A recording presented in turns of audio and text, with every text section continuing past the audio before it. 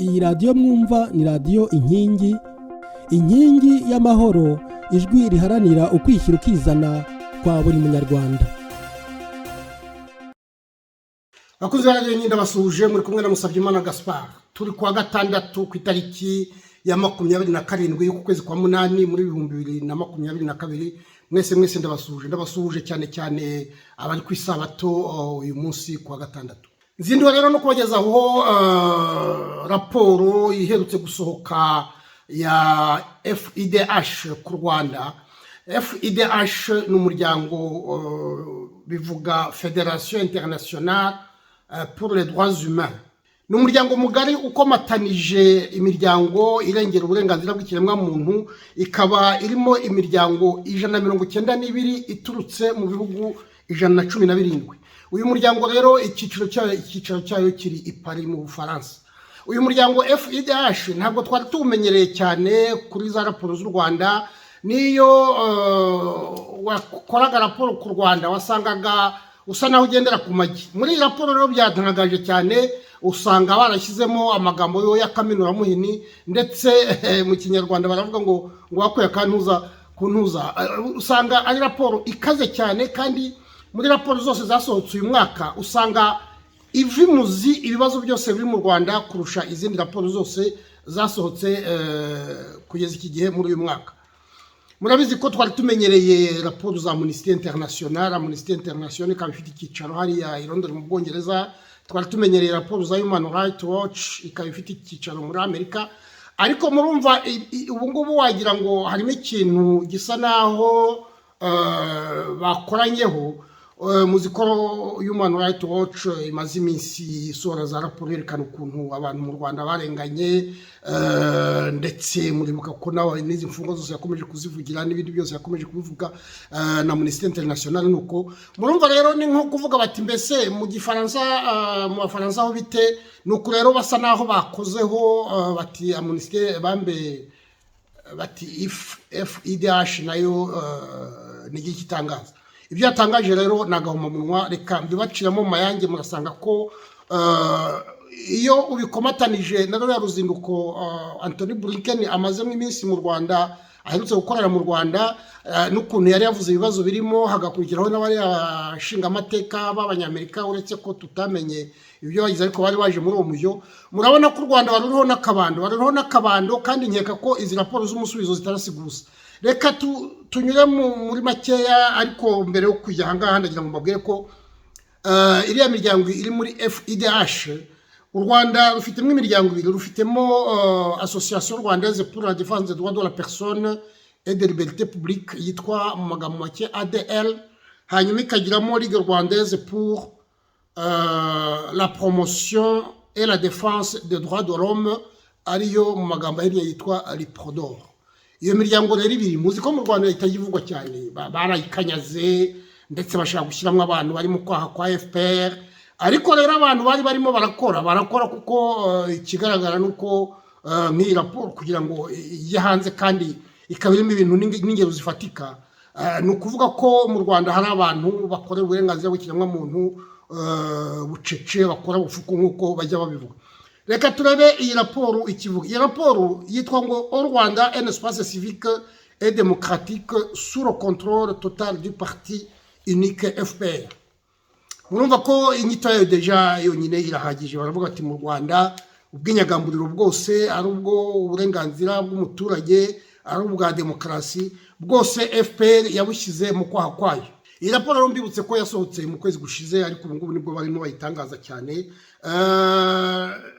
Niriya rero yasohotse, ndabona yarasohotse kuri 21 z'ukwa karindwi muri 2022. Murabona ku ifoto ko bashyizeho abantu bari muri prison, bavuye muri cya kimodoka n'abacungagereza.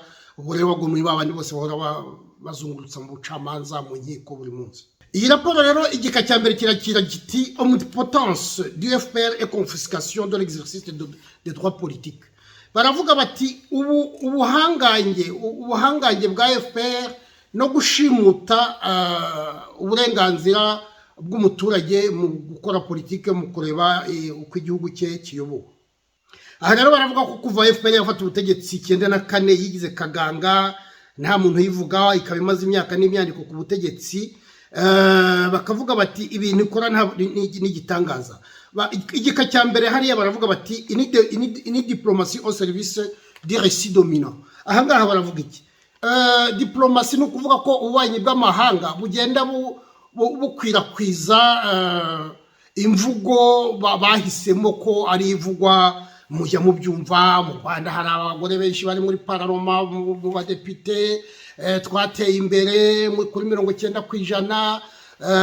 Mbese aha ngaha barimo baravuga bati ibyo bintu byo gusubiramo izo nyito usanga nta gaciro bigifite kuko bimaze gutahurwa nibyo bashaka kuvuga aha ngaha muri iki gika bavuga ko ububanyi n'amahanga bwabo busubiramo nibyo biriko bavuga aha ngaha baravuga bati u Rwanda rwo kugira ngo rwerekane nyine ko rukomeye ruripendeza rukajya muri ya miryango ukumva ngo rwategetse Commonwealth ngo rwategetse umuryango urimo n'ibihugu y'Abafaransa ndetse ngo rwategetse n'inteko ishinga amategeko ya East African Community bira bihugu byo mu burasirazuba mbese babisubiramo gasanga nyine bavuga bati ibi byose ni amaco waca kugira ngo bakunde berekane nyine ko bakomeye kandi bakomeze bashyiremo nyine iyo discours dominant ni ukuvuga iyo discours iharawe ivugwa buri munsi igasubirwamo mwabonye ko abantu bose bavuga imvugo imwe iyo bigenze kuri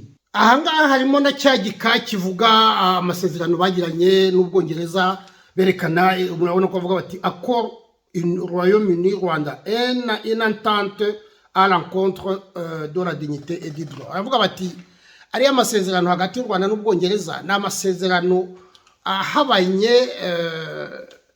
n'ubumuntu bw'abantu ndetse n'uburenganzira bwabo iyi raporo nababwiye nti ibibazo ibivimuzi kuri iki cy'ububanyi n'amahanga baravuga ngo l'armée et ses interventions et moyens de pression au-delà de frontières aha ni ahandi bavuga bati u Rwanda ruhora rwendereza ibihugu bindi ndetse ugasanga niyo bagiye muri ibyo bihugu ntibajyanwa na kamwe baragenda bakajya kudurumbanya impunzi ziriyo ndetse bagashaka no kuzica aha ngaha murabona ko basubira mu bintu bya rapport mapping bakavuga n'ukuntu u Rwanda rwagiye rukora ku buryo rujya muri buriya butumwa bw'amahoro baravuga ko bagiye muri Darfur muri Minwad bakajya mu burasirazuba bwa Kongo bateyeyo ndetse barimo baravuga na bire byo kujya muri Mozambique bakavuga bati icyabajyanyo kigaragara nuko bagezeyo bakibasira impunzi baravuga bati ku itariki ya 13 z'ukwa 9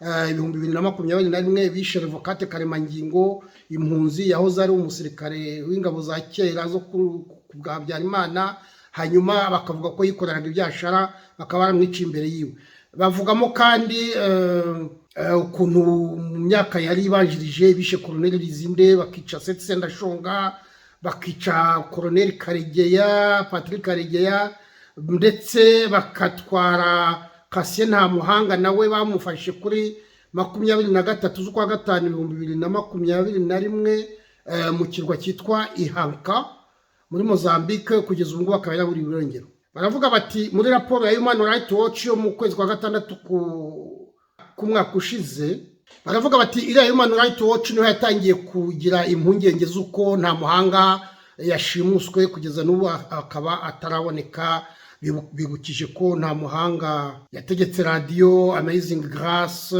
bakaba barigeze gushaka kumushimuta mu 2014 noneho bakamufungura nyuma y'icyumweru kimwe icyo gihe baravuga bati bigeze kumucira urubanza mu muri kuri 27 z'ukwa 2 mu 2015 bamukatira imyaka 25 bamukatira imyaka 25 muzi ko yageze aho akabivamo agatoroka mu 2017 yatorotse no muri gereza ya Mpanga ariko murumva waruse nawe burinda bucya aho yahungiye muri Mozambique bageze aho bamugeraho baramuhitana baravuga bati u Rwanda rukomeje kwigira akara kajyahe bati abatavuga rumwe nabo uretse muri Mozambique no muri Afrika y'Epfo muri Kenya muri Uganda abo bose barabahungese barabashimuse barabishe bati ntaho bukikera muri ziriya mpunzi zihora zivuga ko bazazihitana. Hanyuma hari igika kivuga ngo une mise sur le pouvoir économique. Baravuga bati ntabwo ari bya politiki gusa, bati baragiye n'ubukungu bwose babushyira mu maboko yabo. Ahangaha baravuga iyi porogaramu bafite n'ababwiye ko ari ibintu by'umurimbo bajya bavuga, bakavuga ngo mu bintu bya doing business u Rwanda rwari ku murongo wa 38 mu 2020. Hanyuma bakavuga bati ikintu cyitwa Crystal Ventures, ni ukuvuga baravuga hano ngo ni bras financier du FPR selon le Financial Times est devenu un acteur incontournable sur l'économie rwandaise du fait de ses participations dans des secteurs aussi diversifiés que les télécommunications, MTN, l'immobilier, Real Contractor, le bâtiment et les travaux publics, NPD Cotraco, l'agroalimentaire, Inyange Industries, estimé à environ 300 millions d'euros par son billet et en instaurant des cellules au sein des entreprises privées et publiques. Le FPR s'assure d'un contrôle quasi total sur les décisions prises par les actionnaires. Les marchés publics sont en priorité alloués aux entreprises liées à Crystal Ventures dans la mesure où le parti contrôle également les rouages du système financier et administratif. Ibi ni ibintu bikomeye cyane. Ubundi iyi miryango iharanira uburenganzira bw'ikiremwamuntu ubundi ntabwo ikunze kuvuga ibyerekeye ubukungu, ariko murabona nk'ariya baravuga bati nako n'akarengane kubona Crystal Ventures ariko kuboko gushinzwe icungamari muri FPR. Baravuga bati n'iki kinyamakuru cy'abanyamerika Financial Times cyarabyemeje kivuga ko FPR ari uwo muryango iwucuruzamo. Baravuga bati ubukungu bw'igihugu bwose ntabwo niyo ibifite mu ntoki, kuko kandi ni muri mu bice byose. Baravuga bati mu itumanaho ifitemo MTN, mu bintu byerekeye kubaka ifitemo isosiyete yitwa Real Contractor, mu byerekeye amazu n'imishinga ya leta bafitemo NPD Cotraco, mu byerekeye inganda zerekeye ibyo kurya bafitemo Inyange Industries. Bakavuga bati ayo mafaranga yose sosiyete ifite amafaranga agera kuri miliyoni 380 z'amayero. Bakavuga bati kubera ibyo rero kandi ikaba yarashyize amaserire hose mu masosiyete ari mu Rwanda, ari amasosiyete y'abikorera ku giti cyabo, ari n'aya leta, hose ngo yagiye ishyiramo abantu. Bakavuga bati ibyo ngibyo bituma igiramo ijambo ahantu hose. Bati kandi noneho iyo ushaka isoko ntushobora kuribona utanyuze kuri Crystal Ventures. Bati ibyo rero bituma ikontorora ibintu byose ari mu bukungu, ari no mu butegetsi. Ngo par ailleurs, au sein des entreprises de recrutement, forcément des membres umuryango, l'autre nom du FPR que l'on peut traduire par famille et de retenue obligatoire sur les salaires sont directement versés au parti unique, en violation de l'article 6 de la loi organique disposant que tout Rwandais âgé de 18 ans au moins est libre d'adhérer ou de ne pas adhérer à une formation politique. Ahangaha baravuga bati ikintu kindi gitangaje FPR ikora ikavuga ngo ni umuryango. Baravuga bati umuntu wese bamushyiraho igitutu ku buryo n'umushahara w'umuntu bawufata bakawufatira ku isoko bakawushyira muri FPR igice kimwe. Kandi baravuga bati nyamara article ya 6 ingingo ya 6 y'itegeko rishyiraho amashyaka bavuga ko buri munyarwanda wese urengeje imyaka 18 afite uburenganzira bwo kujya mu ishyaka ashaka. Atari ibyo byose niba bikozwa umuntu wese agomba gutanga umusanzu mu muryango, ni ukuvuga muri FPR. Hari ikindi gika kivuga bati bafite amajanja ku byerekeranye na politiki.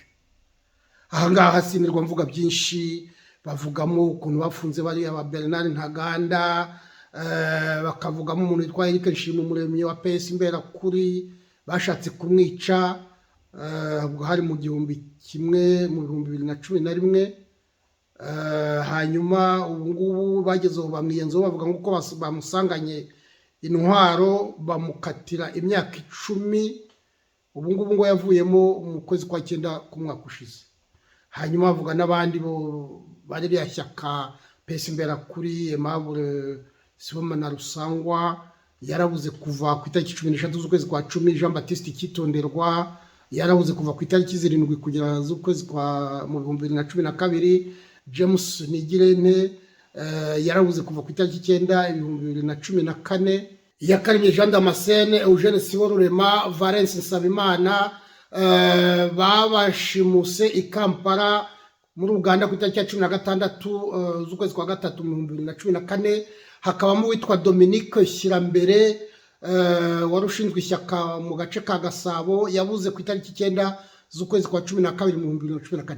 Murumva rero abantu bo muri iriya shyaka PS Imberakuri babuze ku bwinshi cyane. Bavugamo uyu Silver Mwizerwa, bavuga ko kuva mu kwezi kwa 3 mu 2021 bashatse kumushimuta muri secteur Gitega, birananirana. Mbese PS Imberakuri nayo yarakubititse, bagera kuri Kayumba Christopher washinze ishyaka Rwanda Platform for Democracy, ubungubu akaba afunze mu Mageragere.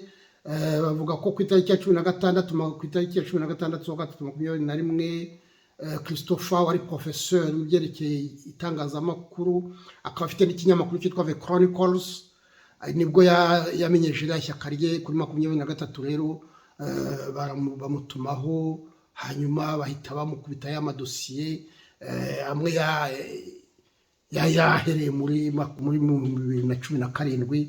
Muribuka ko bavuze ngo yafashe umugore ku ngufu n'ibindi byinshi bashakaga kugira ngo babone impamvu yo kumufunga. Bageraho no kuri Victoire Ingabire, nawe bavuga ko yafunzwe bakamukatira imyaka 15, yarangiza mu gice cya kabiri bakamurekura. Ariko naho bagaruka ku bantu benshi bagiye bicwa. Bavuga Jean Damascene Habarugira wo muri Ngoma, basanze bamwishe ku itariki 8 2017. Bagaruka kuri Anselme Mutuyimana, nawe yabuze bamwishe ku itariki ya 9 y'ukwezi kwa 3 2019. Bagaruka kuri Silvio Dusabumuremyi, nawe yabuze ku itariki ya 23 z'ukwa 9 2019.